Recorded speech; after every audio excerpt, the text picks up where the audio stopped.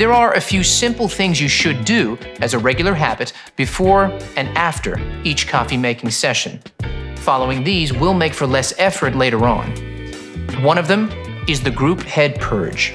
Before your first extraction, insert the filter basket you intend to use for your shot into the portafilter.